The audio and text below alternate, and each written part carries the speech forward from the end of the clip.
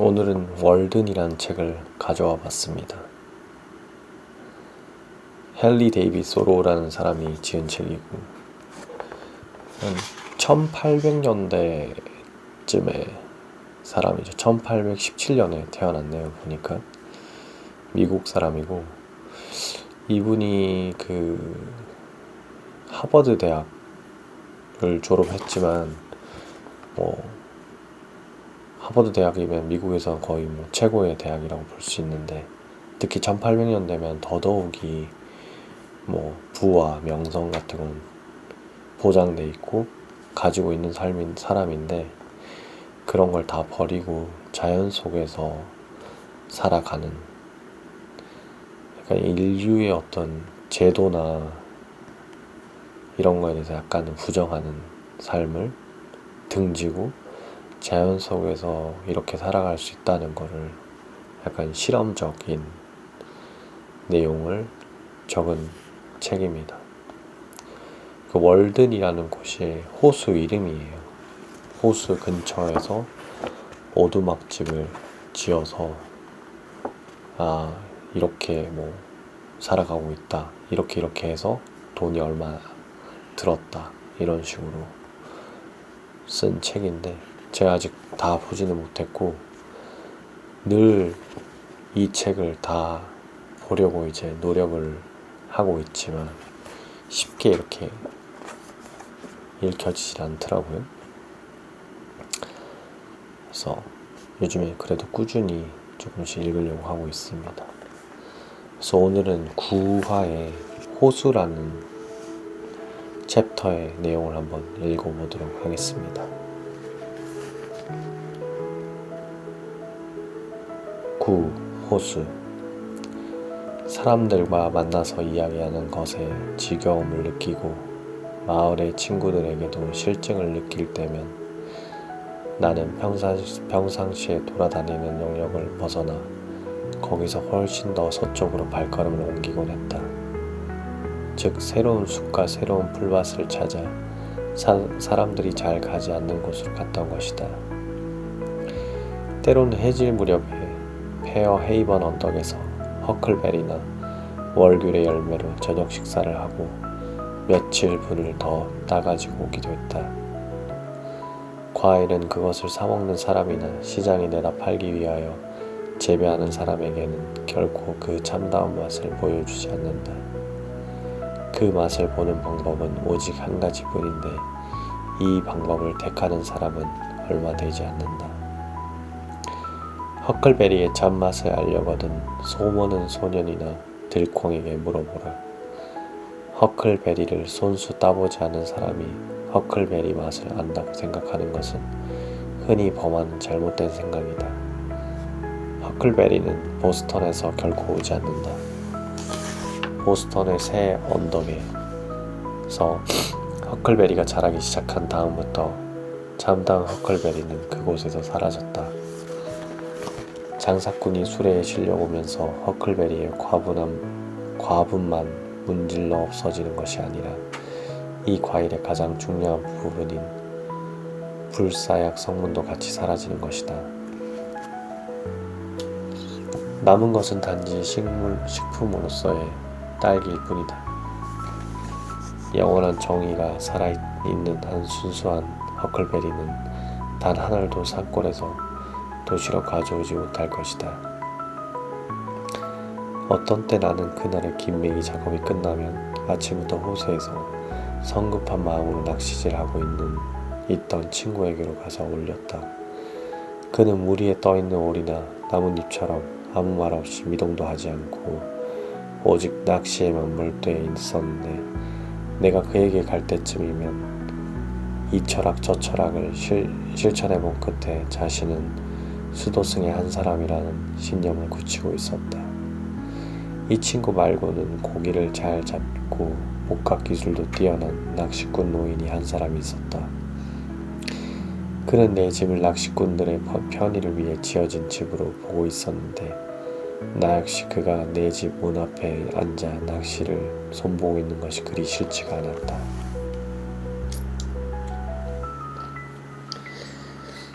가끔 우리는 호수에 배를 띄우고 제각기 배의 한쪽 끝을 차지해 앉아있곤 했다.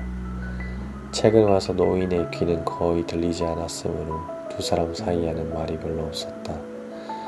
노인원이 이따금씩 찬송가를 흥얼거릴 따름이었다. 이것은 나의 철학과도 어울리는 것이다. 그와 나의 친교는 깨어지지 않는 조화의 친교였으며 말이 개입된 경우보다 뒷날 회상하기에 더 즐거운 것이 되었다. 거의 늘 그랬지만 혼자라서 이야기를 나눌 상대가 없을 때는 나는 노로 배천을 침으로써 메아리를 울리게 하곤 했다. 그 배천을 친 소리는 원을 그리면서 점점 팽창하는 소리가 되어 호수를 둘러싸고 있는 숲을 가득 채우고는 마치 동물원의 조련사가 야수들을 자극하여 울음소리를 내게 하듯 숲을 뒤흔들어서는 마침내 모든 숲의 골짜기와 산허리로부터 우르릉대는 소리를 이끌어냈다. 날씨가 훈훈한 밤에는 자주 보트를 띄우고 그 안에 앉아 피리를 불었다. 내 피리 소리에 매혹된 듯 퍼치들이 배의 주위를 떠나지 않고 헤엄치는 모습을 볼 수 있었다. 또 숲의 잔해가 깔린 이랑진 호수 바닥을 달이 비추는 모습도 보였다. 예전에는 나는 깜깜한 여름밤에 가끔 친구 한 사람과 함께 모험하는 기분으로 이 호수에 왔었다. 우리는 고기를 유혹하기 위하여 물가에 불을 피워놓고서 실에 매단 지렁이들을 미끼로 메기를 잡았다. 밤이 늦어 낚시질이 끝나면 불붙은 나뭇가지를 폭죽이라도 되는 것처럼 하늘 높이 던졌는데 그것은 호수에 떨어질 때 휙 하고 큰 소리를 내면서 꺼지는 것이었다. 그와 동시에 우리는 갑자기 칠흑 같은 어둠 속에 휩싸이면서 주위를 더듬어야 했다. 우리는 이 어둠을 뚫고 휘파람을 불면서 사람들이 사는 곳으로 나왔다. 그러나 이제 나는 호수 바로 옆에 내 집을 마련했다. 때때로 나는 마을의 어떤 집 사랑방에 늦게까지 앉아있다가 그 집 식구들이 모두 잠자리에 들 때야 일어나 숲으로 돌아왔다. 그러고는 다음 날의 점심거리라도 낚을 겸 심야의 몇 시간을 달빛 아래서 배 낚시하는 데 보내곤 했다. 부엉이와 여우가 세레나레를 부르는가 하면 이따금 이름 모를 새가 가까이 와서 우는 소리로 들렸다. 이런 밤낚시의 경험은 내게는 매우 소중한 추억으로 기억 속에 새겨져 있다. 물가에서 100m나 150m 떨어진 호수 위에 자리를 잡고 깊이가 40m가량 되는 물속에 닷을 내린다는 달빛 아래서 꼬리로 수면을 치는 수천 마리의 퍼치 새끼들과 비라미에 때로는 둘러싸이기도 하면서 아미로 된 긴 낚싯줄을 통하여 저 아래 40m 물속에 사는 신비스러운 밤의 물고기들과 교실을 하는 것이었다. 간혹 부드러운 밤바람에 배가 밀려가면서 낚싯줄을 60피트쯤 호수물 속에 길게 풀어주어야 하기도 했다. 그러다가 이따금씩 낚싯줄을 타고 오는 어떤 가벼운 떨림을 느낄 때가 있다. 그것은 낚싯줄 끝을 배회하는 어떤 생명체가 있다는 것을 시사했으며 그 생명체는 어렴풋하고 불확실하며 허둥대는 의욕을 가졌으나 아직 결심하기를 망설이고 있다는 것을 암시했다. 마침내 나는 줄을 당기기 시작한다. 한 손 한 손으로 천천히 줄을 감아 올리면 뿔이난 메기 한 마리가 끽끽거리며 몸을 비틀면서 물 밖으로 끌려 나온다. 깜깜한 밤에 특히 나의 생각이 다른 천재들의 방대하고 우주 생선론 쪽이 문제의 주위를 방황하고 있을 때 고기가 낚시법을 무는 가벼운 충격을 느끼면서 몽상에서 깨어나 자연과 다시 연결이 되는 것은 참으로 기이한 체험이었다. 이제 나는 공기보다 더 진할 것 같지 않은 아래쪽의 물속은 물론 위쪽의 하늘로도 낚싯줄을 던질 수 있을 것 같았다. 이리하여 나는 낚시 한 개로 2마리의 물고기를 낚았던 것이다. 월든 호수의 경치는 그 규모가 수수하며 매우 아름답기는 하나 웅장하다고는 할 수 없다. 그리고 자주 와본 사람이나 그 호숫가에 살아본 사람이 아니면 깊은 관심을 갖지 않는다. 그러나 이 호수는 너무나 깊고 맑기 때문에 자세하게 묘사할 만한 가치를 가지고 지니고 있다. 이 호수는 길이가 반 마일에다가 둘레의 길이가 1의 4분의 3마일에 이르는 맑고 깊은 초록빛의 우물이며 61에이커 반쯤 되는 넓이를 가지고 있다. 소나무와 떡갈나무 숲의 한가운데 자리잡고 있는 영원한 샘물로서 구름과 증발에 의한 방법 이외에는 특별히 눈에 띄는 유입구나 유출구가 없다. 호수를 둘러싼 산들은 수면에서 40피트 내지 80피트 높이로 가파르게 치솟아 있다. 그러나 동남쪽과 동쪽에 위치한 산들의 4분의 1마일과 3분의 1마일 거리에서 각각 100피트와 150피트의 높이에 이르고 있다. 이 일대는 완전한 산림지대이다. 콩코드의 모든 강과 호수들은 적어도 두 가지의 색깔을 가지고 있는데 하나는 멀리서 본 색깔이며 다른 하나는 가까이서 본 좀 더 본래의 색깔에 가까운 색깔이다. 첫 번째 색깔은 빛에 많이 좌우되며 하늘의 색을 따른다. 여름날 청명한 날씨에 그리 멀지 않은 거리에서 청색으로 보인다. 특히 물결이 일고 있을 때 더욱 그러하다.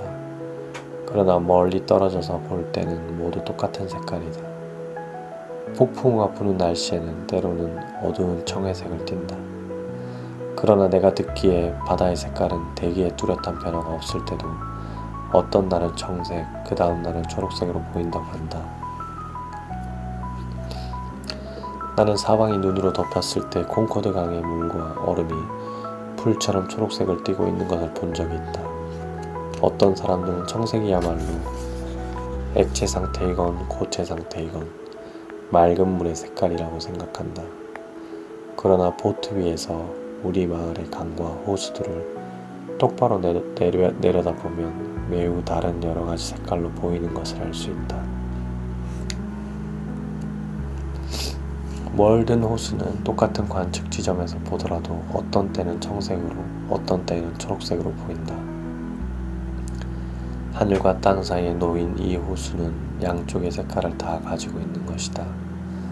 언덕 위에서 보면 호수는 하늘의 색을 반영하고 있지만 가까이서 보면 모래가 보이는 호숫가에 물은 누런 색조를 띠고 있으며 조금 더 깊은 곳은 옅은 녹색. 그러고는 점차 색이 진해져 호수의 중심부를 포함한 대부분의 물은 한결같이 짙은 초록색이다. 빛의 상태에 따라서는 언덕 위에서 보더라도 호숫가 근처의 물이 선명한 초록색일 때가 있다. 어떤 사람들은 이것은 우거진 숲이 반영된 것이라고 한다. 그러나 모래가 깔린 철록둑 옆의 호수물도 초록색이고 봄에 나뭇잎이 무성해지기 전에 호숫가 물도 초록색이니 그것은 단순히 기본색인 청색이 모래의 노란색과 뒤섞인 결과일지도 모른다. 바로 이것이 월든 호수가 눈이라면 그 홍채에 해당하는 부분의 색깔이다. 이 부분이 또한 봄의 호수 바닥으로부터 반사된 태양열과 땅을 통해 전해진 태양열로 인하여 얼음이 맨 처음 녹아서 아직도 얼어있는 중심부 둘레의 좁은 운하를 만드는 부분이다. 우리 마을의 다른 호수나 강처럼 월든 호수도 맑은 날씨에 물결이 일 때에는 수면의 태양빛으로 직각으로 반사하기 때문인지 또는 수면 자체에 섞인 빛의 양이 더 많기 때문인지는 모르나 약간 떨어져서 보면 하늘색보다 더 짙은 푸른색으로 보인다. 그런 때 호수의 수면이 자리를 잡고서는 무리에 비친 그림자를 보기 위해 따로따로 나누어진 시선으로 보면 물결 무늬의 비단, 즉 빛에 따라 색깔이 변하는 비단이나 칼날에서 반하는 것 같은 비할 데 없는 밝은 청색을 보게 된다. 이 말로는 도저히 표현 못할 밝은 청색은 하늘 자체보다도 더 하늘색에 가까운 색으로서 호수물의 원래 색깔인 짙은 초록색과 더불어 물결의 양쪽 색깔로 서로 교차되어 나타내는 것이다. 이 색깔과 비교하면 원래의 짙은 초록색은 차라리 진흙 색깔로밖에 보이지 않았다. 내가 기억하기로 그것은 해가 서쪽에서 지기 전 구름 사이로 보이는 겨울 하늘의 조각처럼 유리 같은 녹색을 띤 푸른색이었다. 그러나 유리잔에 호수물을 떠서 햇볕에 비추어 보면 그것은 같은 양의 공기처럼 색깔이 없다. 누구나 아다시피 커다란 판유리는 초록빛을 띠지만 같은 유리의 조그만 조각은 색깔이 없다. 월든 호수물은 얼마나 큰 몸체로 담아보아야 초록빛을 띨지 내가 실험으로 증명해 본 일은 없다. 콩코드 강의 물은 똑바로 내려다보는 사람에게는 검은색이나 매우 짙은 갈색으로 보인다. 이 강물은 대부분의 호수물처럼 그 물에서 수영하는 사람의 몸 색깔에 누르스만 빛깔을 가미해준다. 그러나 월든 호수의 물은 수정과 같이 맑기 때문에 수영하는 사람의 몸은 설화석고의 백색을 띠게 되는데 이것은 한층 더 부자연스러운 색깔인 것이다. 게다가 사지가 확대되고 뒤틀려 보이니 그 백색은 더욱 기괴한 효과를 내게 되어 미켈란젤로와 같은 화가의 좋은 연구 대상이 될 것이다. 호수의 물은 너무나 투명해서 25피트나 30피트의 깊이라도 그 바닥을 쉽게 볼 수 있다. 보트에 노를 젓고 있노라면 물밑 수십 피트 깊이에서 헤엄치고 있는 퍼치와 피라미드를 볼 수 있다. 이 물고기들의 크기는 고작 1인치를 넘지 못하지만 퍼치는 세로의 주머니 때문에 쉽게 구별할 수 있다. 이런 곳에서 먹을 것을 찾을 수 있다니 퍼치는 매우 금욕적인 물고기임에 틀림없다. 몇 해 전 어느 겨울날 나는 강꼬치 고기를 잡으려고 호수의 얼음을 구멍을 여러 개를 뚫은 적이 있다.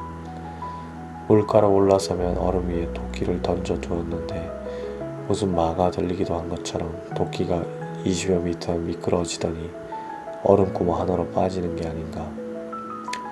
그곳은 깊이가 25피트쯤 되는 물속이었다. 호기심이 발동한 나는 얼음 위에 엎드려서 구멍 속을 들여다보았다. 호수 바닥 한쪽에 도끼가 세 부분을 아래로 자루를 위로 하여 똑바로 서 있고 자루는 호수의 맥박에 따라 좌우로 가볍게 흔들리는 모습이 보였다. 그냥 놔두면 그 도끼는 자루가 썩어 없어질 때까지 계속 똑바로 선 채 흔들리고 있을 것이 분명했다. 나는 갖고 있던 얼음끌로 도끼 바로 밑부분에 얼음 구멍을 하나 더 낸 다음 주머니 칼로 그 근처에 가장 긴 자작나무를 잘라 가지고 왔다. 올가미를 만들어 자작나무 끝에 매단 후 조심스럽게 구멍 속으로 내려뜨려서 도끼 자루의 손잡이 아래로 씌우고는 자작나무에 매단 줄을 당겨서 도끼를 다시 건져냈다. 호숫가는 한두 군데의 작은 모래사장을 제외하고는 도로 포장용 돌처럼 매끄럽고 둥근 하얀 돌들로 되어 있다. 그리고 가파른 데가 많아서 물속으로 펄쩍 뛰어들어가면 머리 위를 넘기기가 일쑤이다. 호수물이 그처럼 투명하지 않았더라면 맞은편에 이르기까지 바닥을 다시 구경하지 못할 것이다. 이 호수가 바닥이 없다고 생각하는 사람들도 있다. 물이 흐른 곳은 한 군데도 없으며 언뜻 보면 수초가 전혀 없는 것처럼 보이기도 한다. 최근에 수위가 높아져 잠기게 된 그래서 호수의 일부라고 볼 수 없는 작은 풀밭을 제외하면 눈에 띌만한 수초라고는 자세히 찾아보아도 창포나 부드름커녕 노란색이나 흰색의 백합도 볼 수 없으며 약간의 작은 심장초와 가래풀 그리고 한두 포기의 순채 정도는 볼 수 있을 뿐이다. 그러나 수영하는 사람은 이들 수초마저 보기가 쉽지 않을 것이다. 이들 식물들은 호수물처럼 깨끗하고 밝다. 물가의 흰 돌들은 물속으로도 5m나 10m쯤 더 뻗쳐 있고 그 다음은 깨끗한 모래가 바닥을 이루고 있다. 그러나 가장 깊은 곳에는 약간의 침전물이 있는데 수없이 많은 가을에 떨어져 물결에 흘러온 나뭇잎들이 바닥에 쌓여 썩을 것이리라. 한 겨울에도 보트에 닷을 걷어 올리느라면 파란 풀잎이 걸려 따라 올라오기도 한다. 월든 호수 같은 호수가 또 하나 있는데 이곳에서 서쪽으로 약 2마일 반을 가면 나인 에이커 코너라는 작은 마을 근처에 있는 화이트 호수가 그것이다. 그러나 여기서 12마일 이내에 있는 호수들은 내가 거의 다 알고 있지만 월든 호수만큼 맑고 샘물과 같은 성질을 가진 호수는 보지 못했다. 오랜 시간이 흐르는 동안 수많은 부족들이 이 호수의 물을 마시고 그 아름다움에 감탄하고 그 깊이를 재보고 그러고는 시간의 뒤안길로 사라졌겠지만 호수의 물은 여전히 푸르고 맑기 그지없다. 단 한 번의 봄도 빼놓은 적이 없이 말이다.